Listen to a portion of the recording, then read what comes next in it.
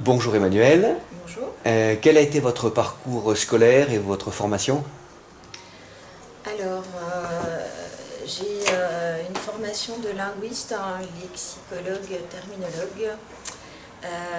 J'ai fait, comment dire, je suis allée jusqu'en thèse de doctorat dans mes études et à la suite, enfin, pendant ma thèse, j'ai eu l'opportunité de travailler dans un cabinet où j'ai fait du conseil, de la formation et de ma thèse dans le cadre de la recherche. Très vite, je me suis intéressée beaucoup au métier du conseil et de la formation. Je me suis sentie très bien dans ce domaine-là. Alors, dans le relationnel que j'avais avec les gens, dans le contact que je pouvais avoir avec eux, dans l'écoute que je pouvais leur apporter, pas forcément dans le domaine dans lequel j'intervenais, qui était la qualité, qui ne me correspondait pas trop. Voilà, après j'ai déménagé, j'ai eu mes enfants, mes priorités ont un petit peu changé. J'ai pas forcément retrouvé un poste équivalent et qui me satisfaisait et là j'ai fait un bilan de compétences qui m'a pas apporté grand chose. Et suite à ça, j'ai fait, on va dire, un petit peu des petits jobs. Voilà, je suis allée voir un petit peu dans différents domaines d'activité. Donc j'ai été bibliothécaire, j'ai été assistante commerciale, et puis finalement j'ai été vendeuse en magasin de jouets. Et voilà, alors après c'était des opportunités, c'était des choix de logistique familiale aussi. Euh, voilà, j'ai eu un parcours un petit peu, puis il y a eu des moments aussi où je travaillais moins parce que je m'occupais de mes enfants. Donc, en fait, dans ces expériences,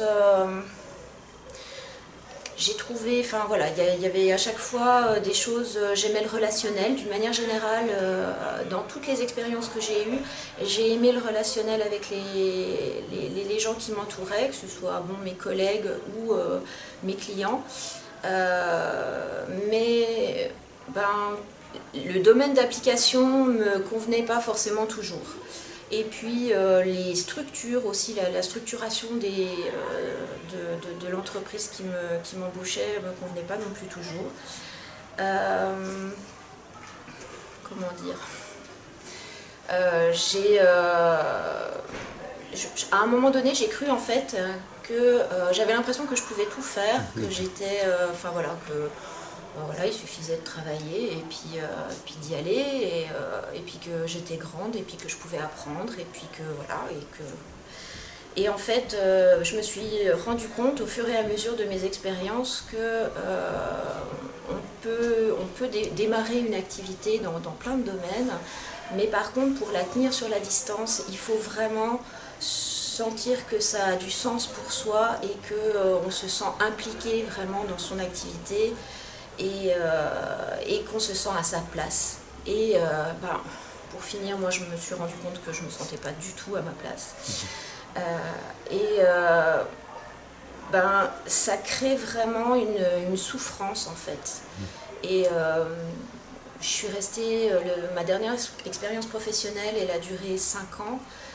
Il a fallu quand même 5 ans, alors effectivement je m'étais tout organisée en joli petit piège où voilà, je m'étais organisé mon emploi du temps, j'avais négocié mes jours, mes horaires, j'avais négocié mon salaire, j'avais tout négocié. Donc quelque part j'étais chanceuse, j'étais même plus chanceuse que certaines de mes collègues. Mais en fait, j'étais pas. Enfin voilà, je me suis vite ennuyée en fait. Je me suis ennuyée vraiment.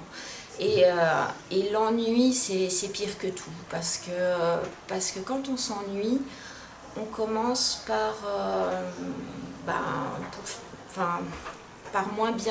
moins s'impliquer dans son travail, le faire avec moins d'enthousiasme, du coup avec un petit peu moins de rigueur éventuellement. Et on n'est pas satisfait de soi.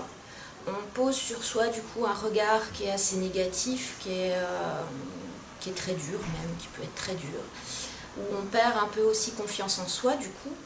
parce que il y a notre regard à nous, puis il y a le regard des collègues, il y a le regard du patron, et on se rend bien compte que voilà, ce qu'on apporte ne correspond pas à ce qui est attendu. Ça renvoie, enfin voilà, ça génère du manque de confiance en soi, enfin voilà.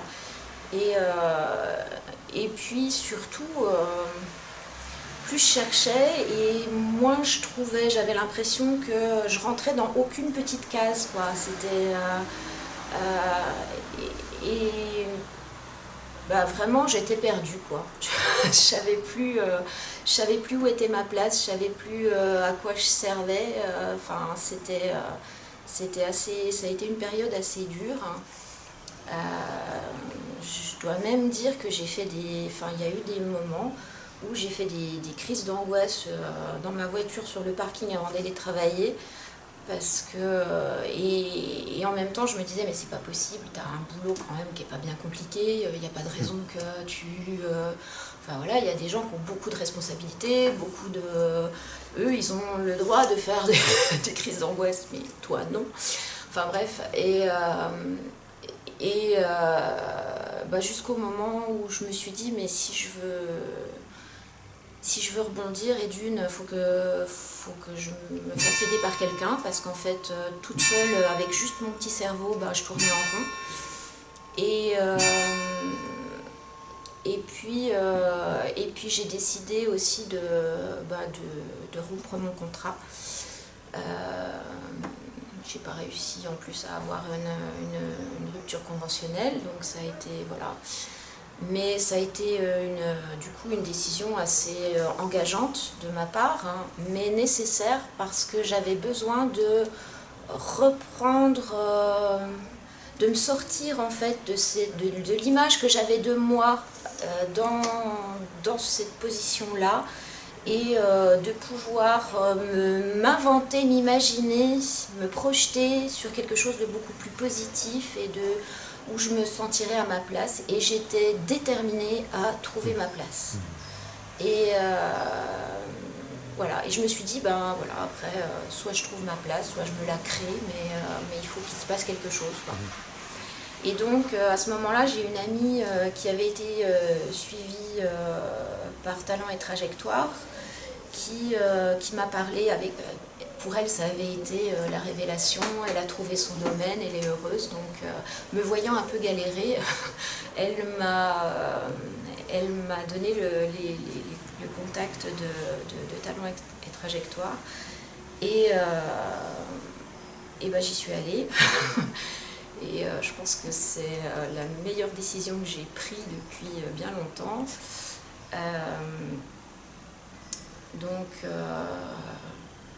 Déjà, j'avais beaucoup de choses à poser, j'avais beaucoup de choses à raconter, j'avais beaucoup de souffrances à poser, quoi, poser mes petits paquets. Et puis j'avais à reconstruire un futur, enfin voilà, me retrouver en tant que professionnelle. J'ai fait des grandes études et j'ai été vendeuse en magasin de jouets. Pour moi déjà, ça c'est quelque chose que j'ai assumé sur le moment, mais malgré tout c'est quelque chose qui m'a toujours gênée, parce que peut-être parce que aussi je me sentais un peu redevable, par exemple par rapport à mes parents qui m'ont payé des grandes études, et puis j'avais l'impression de les décevoir un peu. Enfin voilà, il y avait plein de choses comme ça, et du coup j'avais besoin de démêler tout ça, j'avais besoin de poser tout ça. Et donc j'ai reçu un accueil déjà bienveillant, positif, ça m'a fait un bien fou, parce que l'accompagnement que j'ai reçu à ce moment-là, c'était une vraie bulle d'oxygène. Et déjà quand j'ai passé le test A2P, ça a été un peu une révélation, quoi. C'est assez bluffant ce test, je trouve. C'est bluffant parce que, et puis surtout c'est déculpabilisant parce que enfin on comprend pourquoi on réagit d'une manière ou d'une autre, puis on se dit mais non, c'est pas moi qui dysfonctionne, c'est juste je suis une personnalité parmi d'autres, mais j'ai le droit d'exister comme les autres. Certes, je suis peut-être pas la plus organisée, mais par contre, je lance des idées, je motive les gens, enfin voilà. Et j'ai d'autres qualités, quoi. Et ça, pour moi, ça a été déjà quelque chose d'extraordinaire, de sentir que ce que je pensais prendre pour des défauts, en fait, n'étaient pas des défauts, c'était juste des traits de personnalité, mais qu'à chaque défaut correspondait un peu une qualité, et qu'on pouvait la mettre en avant, cette qualité, et que ça correspondait peut-être à une place quelque part. Voilà. Et donc déjà, rien que le test, pour moi, ça a été déjà hyper révélateur, enfin, super, quoi. Et puis ensuite, il y a le regard, hein, que Xavier, qui m'a accompagnée, a posé sur moi, qui a été un regard vraiment accueillant, bienveillant, positif, il me renvoyait en miroir tout mon potentiel, toutes mes possibilités. Et alors ça, c'est un truc, mais c'est un cadeau du ciel, quoi. Donc ça a été vraiment quelque chose d'extraordinaire pour moi. Et puis le fait de se sentir, oui, déculpabilisé, quoi. Voilà. Mais le relationnel, il y a l'outil, puis il y a le relationnel, et ce relationnel-là, avec une personne en face de vous qui croit en vous, qui pointe, hein, tous vos côtés positifs, toutes vos qualités, tous vos talents, et qui vous donne l'énergie ensuite pour aller chercher vos désirs profonds, et puis pour envisager vraiment votre place. C'est un cadeau extraordinaire. Et c'est un cadeau que je me suis fait, et c'est un cadeau qu'il faudrait que bien des gens se fassent.